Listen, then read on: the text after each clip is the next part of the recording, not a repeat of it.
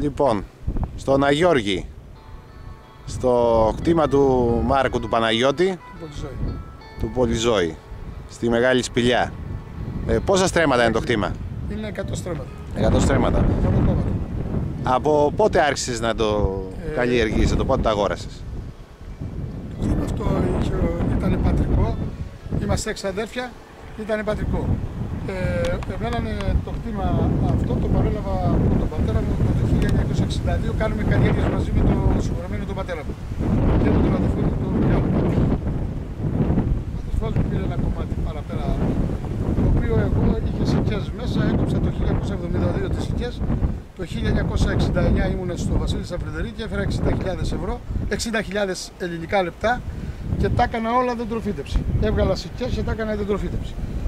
Από το μετά συνέχισα τα καράβια, όσο όποιο καράβι θα πήγαινα, χρήματα που έπαιρνα δέντρα.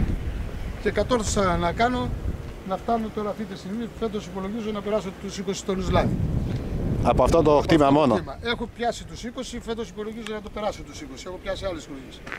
Πιάνω τους 15, πιάνω τους 12, 13 κάθε χρόνο, φέτος υπολογίζω να τους περάσω τους 20.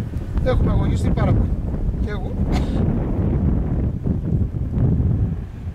Είναι καταπληκτικό το κτήμα, δεν υπάρχει πουθενά τέτοιο κτήμα. Δουλεύουμε όμως, δεν καθόμαστε. Όπως είδες νεκτάρια, μπροστά καθαρίζω, μαζεύω, την κάθε ρίζα που μαζεύεται είναι και καθαρισμένη πίσω. Αγώνας μεγάλος. Παράδεισος είναι εδώ, τέτοιο κτήμα δεν υπάρχει πουθενά.